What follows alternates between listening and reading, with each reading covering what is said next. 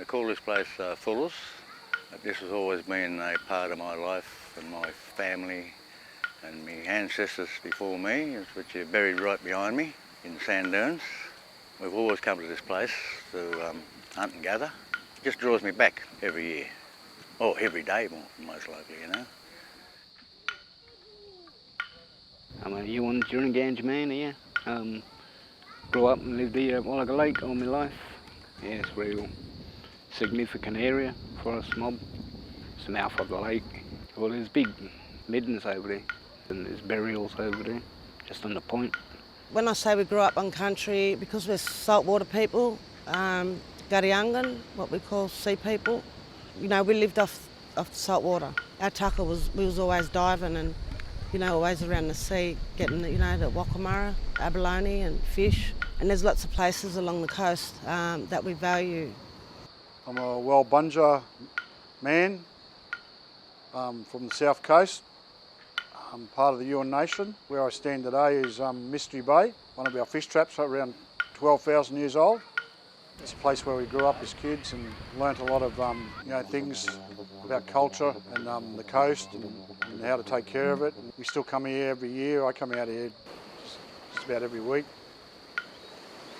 I'm an elder within the Walbunja people on the south coast, and the township behind me, Bateman's Bay, is an area where we participate in hunt and gathering along Bindu. Non-Indigenous people calls it the Clyde. And of course there's a lot of century-old middens along this river. We have burials on 2 islands on this river. They're around about 10 to 12,000 years old. We're at Shark Bay Browley. We have land claim on this area, and the actual island is full of Aboriginal culture history, and we do a lot of our cultural fishing and gathering around this area. And we do like to protect what is ours and land that's around us and the waters. And what we've been taught, you can't teach that or learn that in if you go to TAFE or college or university or anything like that. You can never learn what we know. I can remember Dad and Uncle Ernie corresponding between each other from Raleigh to Barlands. They were corresponding together by smoke signals. You might send a smoke signal up just over the other side just here. If the fish are going north, you go a bit further up along the beach and you send up another one, well then you know they're going north. I was born and bred here. My family's lived here for generations and generations, and well, especially this beach too. I grew up on this beach. There's many teachings here as well as every beach along the coastline. I got really badly homesick to come back here, and when I finally got here and put my feet in these shells, you feel welcome, you feel like you're a part of something where you belong. I love it at Binji. As a kid, my family took us there camping.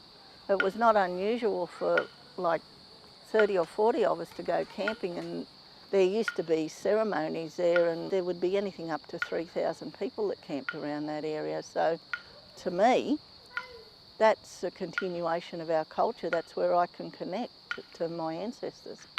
I remember a lot of the old people doing cultural practices down there, like the natural fish trap.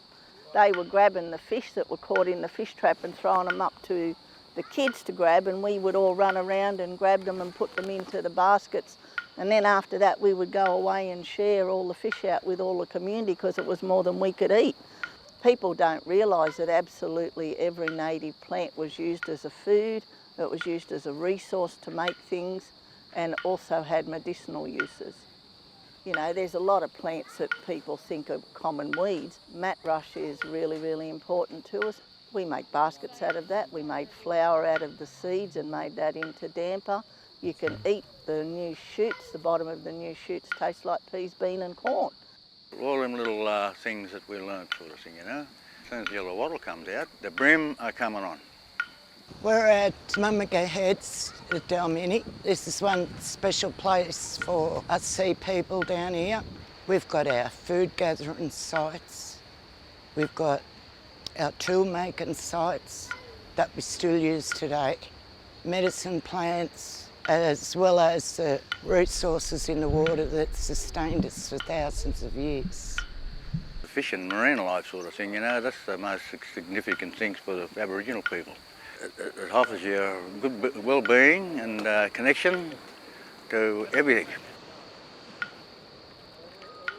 Being saltwater people, we always connected to the land, like the lake here, and to the ocean. I could sing the song of the whales. The whales we call Morira. You know, when they travel, we're here on the headlands. And we've got that strong connection with them. I just know, I can feel it. Creation stories now. Dromedary Mountain's one of them there for starters, you know. We got our ancestors been done their thing on Dromedary Mountain in the day, and it's a very sacred place. When it broke away from Dromedary, from the big old fella, and the missus jumped the other way and went down, she broke away from him, the son went that way, they shot him off the land and shot him out because he played up, he mucked up, and they put him out there at Montague Island.